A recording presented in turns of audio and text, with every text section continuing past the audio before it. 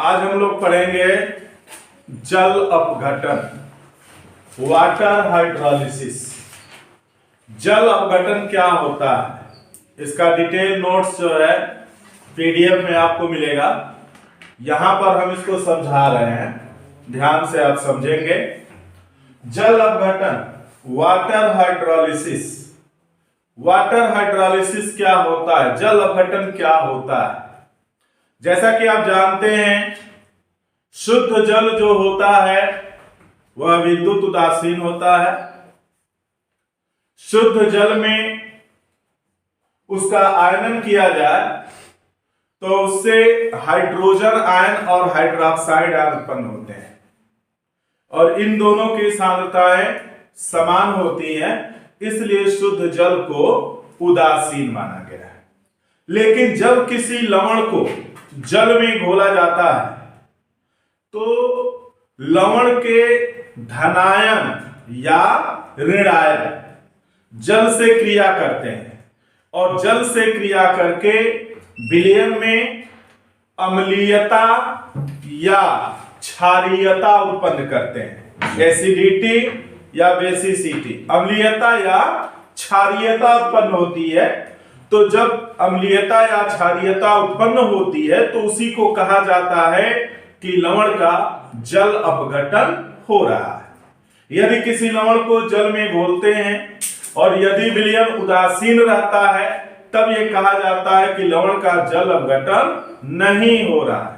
अर्थात हम ये कह सकते हैं कि किसी लवण को जल में घोलने पर जलीय विलयन में अम्लीयता या क्षारीयता का उत्पन्न होना लवण का जल अपघटन कहलाता है। यह होता है हमारा जल अपघटन। इस जल अपघटन के आधार पर लवणों को 4 वर्गों में बांटा गया है। कौन कौन से ग्रुप हैं? जैसे पहला है प्रबल अम्ल तथा दुर्बल क्षार के लवण। दुर्बल क्षार के लवण यानी वह लवण जो प्रबल अम्ल और दुर्बल क्षार की क्रिया से बना हुआ है। प्रबल अम्ल तथा दुर्बल क्षार के लवण। दूसरा हम लोग का है दुर्बल अम्ल। क्या है? दुर्बल अम्ल तथा प्रबल क्षार के लवण। प्रबल क्षार के लवण, ये दूसरी कैटेगरी हमारी है। और तीसरा हम लोग का है प्रबल अम्ल तथा प्रबल क्षार के लवण। और चौथा है दुर्बल अम्ल तथा दुर्बल क्षार के लवण। ये हमारा 4 वर्ग है। जल अपघटन के आधार पर लवणों को इन 4 वर्गों में बांटा गया है। प्रबल अम्ल तथा दुर्बल क्षार के लवण, दुर्बल अम्ल तथा प्रबल क्षार के लवण, प्रबल अम्ल तथा प्रबल क्षार के लवण और दुर्बल अम्ल तथा दुर्बल क्षार के लवण। इन चारों को हम लोग देखते हैं एक्सप्लेनेशन इसका कैसे होता है। तो सबसे पहले हम लेते हैं प्रबल अम्ल तथा दुर्बल क्षार के लवण, यानी ऐसा लवण जो प्रबल अम्ल और दुर्बल क्षार की क्रिया से बना। जैसे इसमें एग्जांपल है आपका कॉपर सल्फेट। कॉपर सल्फेट लवण कैसे बनता है? अम्ल और क्षार की क्रिया कराएंगे आप तो हमारा कॉपर हाइड्रोक्साइड ये जो है क्षार होता है और सल्फ्यूरिक अम्ल H2SO4 यह जो है अम्ल है। तो सल्फ्यूरिक अम्ल हमारा प्रबल अम्ल है और कॉपर हाइड्रोक्साइड दुर्बल क्षार है। इन दोनों की क्रिया से हमारा बन जाता है कॉपर सल्फेट और H2। ये लवण हमारा बना। तो ये कॉपर सल्फेट जो लवण है यह प्रबल अम्ल और दुर्बल क्षार की क्रिया से बना हुआ है। तो इस तरह से और भी एग्जांपल हम ले सकते हैं, जैसे कॉपर सल्फेट हो गया, आप जो है कॉपर नाइट्रेट ले सकते हैं, CuNO3 का ट्वाइस, और ले सकते हैं अमोनियम सल्फेट ले सकते हैं NH4 ट्वाइस SO4 ETC। बहुत सारे उदाहरण हैं। कोई भी प्रबल अम्ल ले लीजिए और दुर्बल क्षार और उसकी क्रिया कराएंगे तो जो लवण बनेगा वह हमारा प्रबल अम्ल तथा दुर्बल क्षार से बना हुआ लवण माना जाएगा। अब इसमें किसी एक एग्जांपल की हम व्याख्या करते हैं, इसका जल अपघटन कैसे होता है। तो जैसे हम लोग एग्जांपल ले रहे हैं कॉपर सल्फेट का, कॉपर सल्फेट का जल अपघटन कैसे होता है। तो कॉपर सल्फेट को जब जल में घोला जाता है तो कॉपर सल्फेट पहले टूटता है कॉपर आयन में और सल्फेट आयन में। तो यहां पर कॉपर आयन बनता है और सल्फेट आयन बनता है। अब इसका जल अपघटन हो रहा है, यानी जल के साथ क्रिया होगा। तो जल के आयनन से दो आयन उत्पन्न होते हैं, हाइड्रोजन आयन और हाइड्रोक्साइड आयन। एक्चुअली में जल के आयनन से हाइड्रोजन आयन नहीं बनता है, बल्कि क्या बनता है, हाइड्रोनियम आयन बनता है H3O पॉजिटिव। लेकिन आसानी के लिए, सुविधा के लिए हम लोग हाइड्रोजन आयन दिखाते हैं। तो चाहे हाइड्रोनियम आयन से क्रिया आप दिखाइए, चाहे हाइड्रोजन आयन से, बात बराबर है। तो अब जैसे कॉपर सल्फेट से कॉपर आयन और सल्फेट आयन उत्पन्न हुआ, अब जल का आयनन होगा तो जल के आयनन से आपका उत्पन्न होगा। जैसे देखिए यहां पर 2H2O धन 2H2O जल का अल्प आयनन होता है। यहां पर आपका 2OH आयन और धन यहां पर हो जाएगा 2 अणु H3O पॉजिटिव, हाइड्रोनियम आयन। अगर हाइड्रोनियम आयन को दिखाना चाहें तो हम 2 H आयन दिखा सकते हैं। अब क्या होगा कि अभी हमने आपको बताया जल अपघटन में कि लवण का धनायन या ऋणायन जल से क्रिया करके विलयन में अम्लीयता या क्षारीयता उत्पन्न करता है। तो लवण का धनायन कॉपर आयन हो गया, ऋणायन सल्फेट आयन। अब ये जल से क्रिया कर रहा है तो जो कॉपर आयन है वह जल के आयनन से उत्पन्न हाइड्रोक्साइड आयन से क्रिया करेगा और यह क्रिया करके बना लेगा CuOH ट्वाइस, कॉपर हाइड्रोक्साइड। और ये जो ऋणायन है सल्फेट आयन, यह हाइड्रोनियम आयन से क्रिया करेगा तो यहां पर बनता है H2SO4 सल्फ्यूरिक अम्ल बन जाता है और बन जाता है 2 अणु H2, ये बन जाता है, H2O बन जाता है। तो अब देखिए यह जो कॉपर हाइड्रोक्साइड है यह हमारा दुर्बल क्षार है और H2SO4 क्या है, प्रबल अम्ल है। तो जब कॉपर सल्फेट को जल में घोलते हैं तो वह कॉपर सल्फेट जल से क्रिया करके कॉपर हाइड्रोक्साइड और सल्फ्यूरिक अम्ल बनाता है।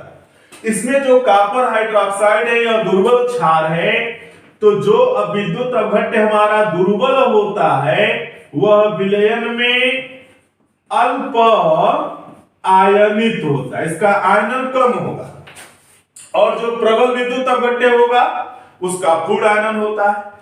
तब क्या होगा कि सल्फ्यूरिक अम्ल के पूर्ण आयनन से अधिक मात्रा में हाइड्रोजन आयन उत्पन्न होंगे और कॉपर हाइड्रोक्साइड का अल्प आयनन हो रहा है तो इससे कम मात्रा में OH आयन उत्पन्न होंगे। तो जितने OH आयन उत्पन्न होंगे वो पूरे के पूरे H आयन से क्रिया करके H2O बना लेंगे और H2O आपका उदासीन होता है।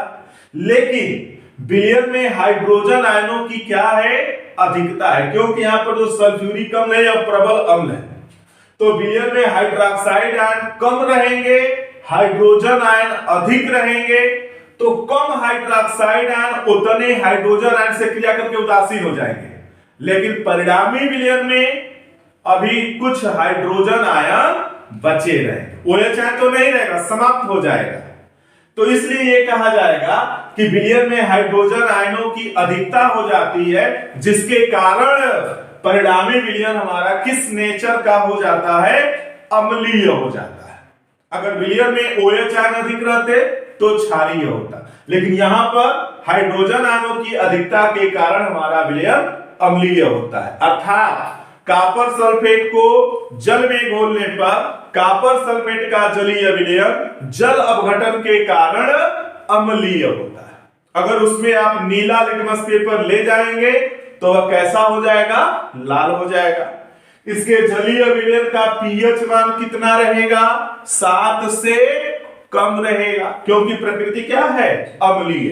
तो यहां से निष्कर्ष निकल गया कि प्रबल अम्ल और दुर्बल क्षार से बना हुआ कोई भी लवण होगा तो उसका जब भी जल अपघटन होगा तो जल अपघटन के कारण उसका परिणामी विलयन कैसा होगा, अम्लीय होगा।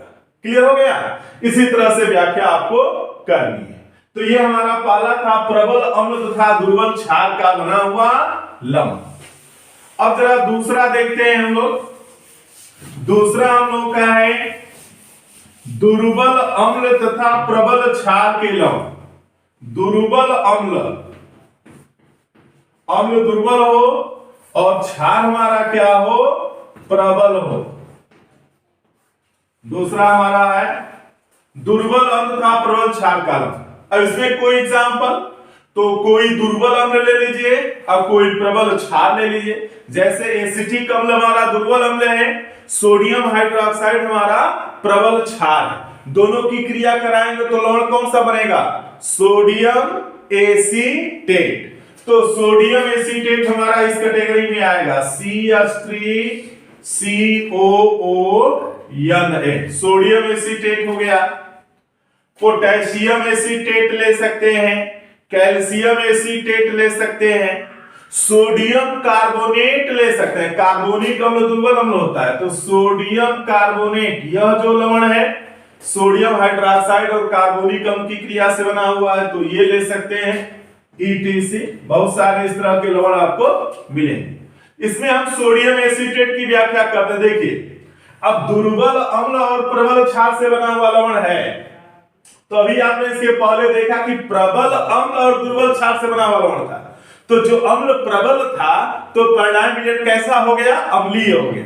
तो यहां पर प्रबल क्या है हमारा, क्षार है, तो यहां पर परिणामी विलयन कैसा होगा, क्षारीय होगा। और देखिए आप सिद्ध कर सकते हैं। तो उसी पैटर्न पर आपका होगा। सोडियम एसीटेट का एग्जांपल हम लेते हैं, तो क्या होगा, सोडियम एसीटेट का पहले आयनन होगा, तो सोडियम एसीटेट के आयनन से एसीटेट आयन उत्पन्न होता है और सोडियम आयन उत्पन्न होता है। अब ये आयन जल से क्रिया करेंगे तो जल के आयनन से H2O धन H2O, यहां पर आयनन होगा तो यहां पर हाइड्रोनियम आयन उत्पन्न होगा और प्लस क्या हो जाएगा, OH आयन। ये हो गया। अब एसीटेट आयन हाइड्रोनियम आयन से क्रिया करेगा तो ये क्या बना लेगा, इसका एक H आयन इसके साथ एसिटिक अम्ल बनाएगा, CH3COOH धन H2O, और यहां पर सोडियम आयन और हाइड्रोक्साइड आयन ये क्या बना लेगा, सोडियम हाइड्रोक्साइड। यह सोडियम हाइड्रोक्साइड हमारा प्रबल क्षार है। क्या है, प्रबल क्षार। और यह एसिटिक अम्ल हमारा जो बन रहा है यह दुर्बल अम्ल है। तो जब यह दुर्बल अम्ल है तो यह विलयन में अल्प आयनित होगा, अल्प आयनित, इसका आयनन कम होगा। अब देखिए अपने से आप कर सकते हैं। अब एसिटिक अम्ल का आयनन कम होगा तो कम मात्रा में हाइड्रोजन आयन उत्पन्न होंगे, और सोडियम हाइड्रोक्साइड प्रबल क्षार है तो इसका पूर्ण आयनन होगा, तो इससे अधिक मात्रा में OH आयन उत्पन्न होंगे। तो विलयन में OH आयनों की सांद्रता अधिक है, हाइड्रोजन आयनों की सांद्रता कम है, तो कम वाला OH आयन से पूरा पूरा क्रिया करके खत्म हो जाएगा, उदासीन हो जाएगा। लेकिन अभी विलयन में कौन सा आयन शेष बचा रह जाएगा? OH आयन, क्योंकि OH आयनों की अधिकता है। तो जब विलयन में OH आयन मौजूद है तो OH आयन के कारण विलयन की प्रकृति क्षारीय हो जाएगी। तो इसलिए हम ये कहेंगे कि दुर्बल अम्ल और प्रबल क्षार से बना हुआ कोई भी लवण है तो उसका जलीय विलयन जल अपघटन के कारण क्षारीय होता है। क्लियर हो गई बात? यानी यहां पर क्या होगा कि इस तरह के लवण के जलीय विलयन में हम लाल लिटमस पेपर लेकर के जाएंगे तो वह कैसा होगा? नीला होगा। और ऐसे विलयन का पीएच मान कितना होगा? 7 से अधिक होगा, क्योंकि क्षारीय विलयन है, क्षारीय विलयन का पीएच मान 7 से अधिक रहता है। ठीक है, ये हो गया हमारा दूसरे तरह का लवण। अब देखिए तीसरा हम लोग का प्रकार है, तीसरा प्रकार क्या है? प्रबल अम्ल और प्रबल क्षार से बना हुआ लवण। अम्ल और क्षार दोनों ही प्रबल है, तो जब दोनों प्रबल है तो क्या होगा? अब जैसे मान लीजिए कि दोनों प्रबल आप ले रहे हैं तो NaCl हमारा हो गया, सोडियम सल्फेट हो सकता है Na2SO4, पोटेशियम नाइट्रेट हो सकता है ETC, सोडियम क्लोराइड हमारा सोडियम हाइड्रोक्साइड और HCl से बना हुआ लवण है। सोडियम हाइड्रोक्साइड प्रबल क्षार है और HCl हमारा प्रबल अम्ल है, तो यह प्रबल अम्ल और प्रबल क्षार से बना हुआ लवण है। अब देखा जाए इसका जल अपघटन करते हैं तो क्या होता है? तो अब NaCl को जब जल में घोला जाता है तो पहले NaCl टूटता है सोडियम आयन में और क्लोराइड आयन, और ये सोडियम आयन तथा क्लोराइड आयन जल से क्रिया करेंगे तो यहां पर जल के आयनन से हाइड्रोक्साइड आयन उत्पन्न होगा और हाइड्रोनियम आयन उत्पन्न हुआ। अब सोडियम आयन हाइड्रोक्साइड आयन से क्रिया करके क्या बना लेगा? NaOH, और क्लोराइड आयन हाइड्रोनियम आयन से क्रिया करके क्या बना लेगा? HCl और प्लस H2O। सोडियम हाइड्रोक्साइड प्रबल क्षार और हाइड्रोक्लोरिक अम्ल प्रबल अम्ल है। अब देखिए यहां पर NaCl को जल में घोलने पर वह जल से क्रिया करके प्रबल क्षार NaOH और प्रबल अम्ल HCl बना रहा है। दोनों ही प्रबल हैं, तो जब दोनों ही प्रबल हैं तो दोनों का पूर्ण आयनन होगा, 100% आयनन होगा। यानी यहां पर 100% OH आयन उत्पन्न होंगे और 100% हाइड्रोजन आयन, और दोनों 100% जब आपस में क्रिया करेंगे तो जल बनाएंगे और पूर्णतः उदासीन हो जाएंगे। यानी पूरा OH आयन पूरे H आयन से क्रिया करके उदासीन हो जाएगा। यहां पर एक भी न तो OH आयन शेष बचेगा और न ही हाइड्रोजन आयन। तो जब विलयन में न तो हाइड्रोजन आयन रहेगा न OH आयन रहेगा तो विलयन की प्रकृति कैसी हो जाएगी? उदासीन हो जाएगी, न तो अम्लीय होगी न क्षारीय होगी, उदासीन होगी। तो जब विलयन उदासीन हो गया तो अब हम ये कह सकते हैं कि इस तरह के लवण का जल अपघटन नहीं हो रहा, क्योंकि जल अपघटन यदि होता तो विलयन या तो अम्लीय बन जाता या क्षारीय, लेकिन यहां पर जल अपघटन नहीं हो रहा है, इसलिए विलयन जो है उदासीन। तो कोई भी प्रबल अम्ल और प्रबल क्षार से बना हुआ लवण है तो आप ये कह सकते हैं कि उसका जल अपघटन नहीं होता है और उसको जल में घोलने पर जलीय विलयन उदासीन रहता है। यही कारण है कि हम लोग नमक के रूप में किस पदार्थ का इस्तेमाल करते हैं, प्रयोग करते हैं, NaCl का। क्योंकि NaCl जब हमारे शरीर में जाता है, जल से क्रिया करता है, तो उसका विलयन उदासीन बना रहता है हमारे शरीर में, हमारे पेट के अंदर न तो एसिडिटी बढ़ाता है न बेसिसिटी बढ़ाता है। इसीलिए हम लोग लवण के रूप में NaCl का प्रयोग करते हैं। अगर आपसे कहा जाए कि क्या NaCl के स्थान पर हम पोटेशियम नाइट्रेट, चाहे सोडियम सल्फेट, चाहे पोटेशियम क्लोराइड का प्रयोग कर सकते हैं कि नहीं कर सकते हैं, तो आपका उत्तर होगा बेशक कर सकते हैं, क्योंकि अभी प्रबल और प्रबल क्षार से बना हुआ लवण है और वह हमारे शरीर में जाएगा तो उसका जल अपघटन नहीं होगा, तो हम प्रयोग कर सकते हैं, बट करते नहीं है। क्यों नहीं करते हैं? इसलिए नहीं करते हैं कि बचपन से ही हमें आदत बनी हुई है सोडियम क्लोराइड की, और यह आसानी से उपलब्ध है, सस्ता है, तो इसलिए हम लोग इसी का प्रयोग करते हैं। लेकिन अगर आवश्यकता पड़े तो इसके स्थान पर हम कोई भी लवण प्रयोग कर सकते हैं, वह हमारे लिए नुकसानदायक नहीं होगा, क्योंकि इसका जल अपघटन होता ही नहीं। क्लियर हो गई बात?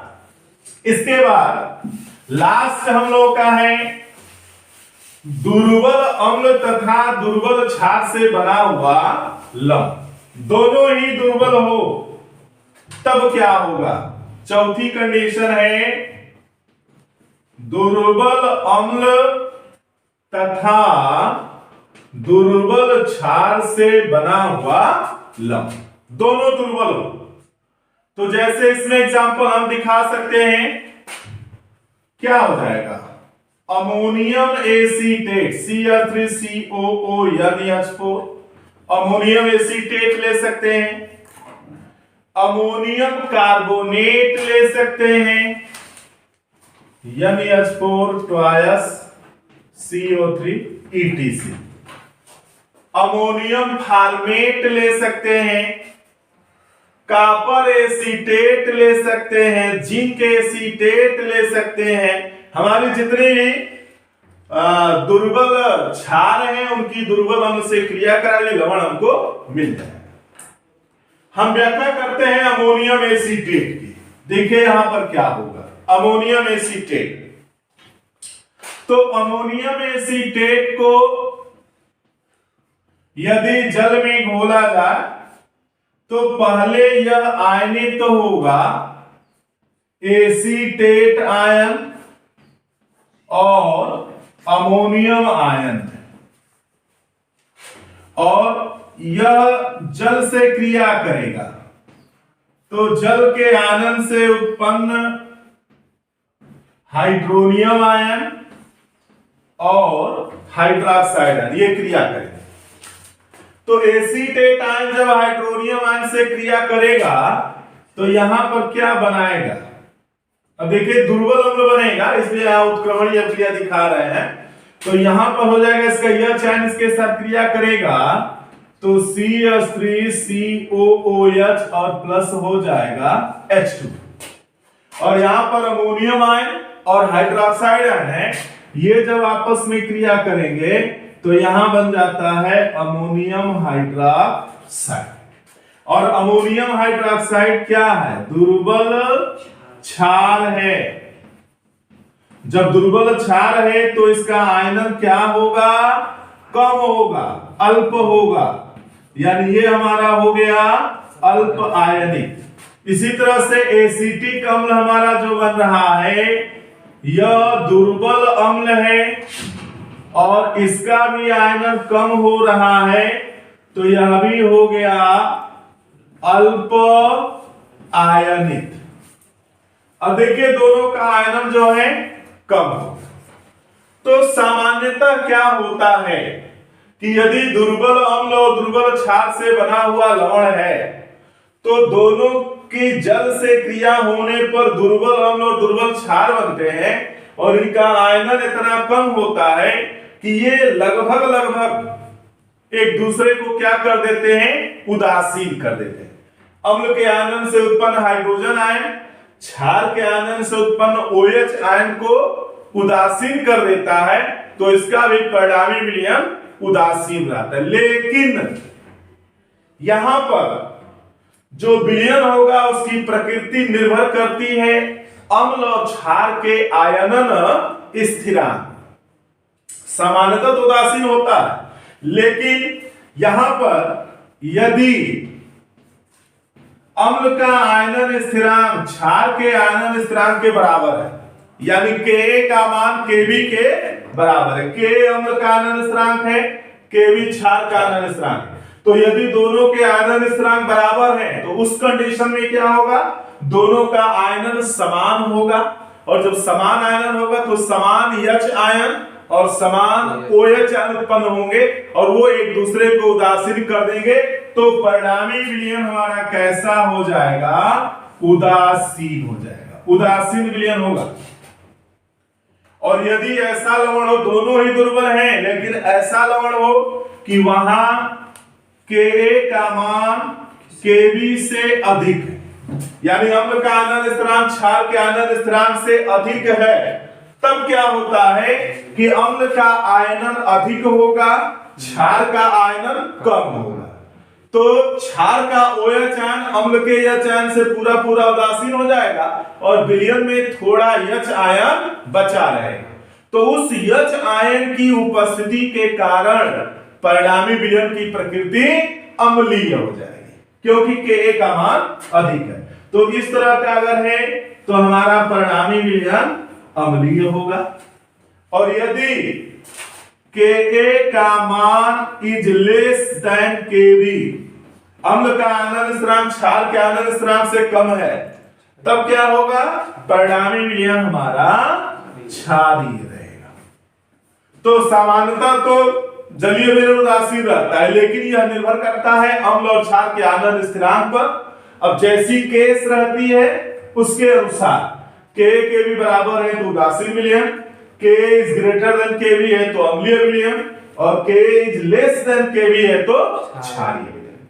तो इस तरह से हम लोगों ने लवणों का जल अपघटन पढ़ लिया।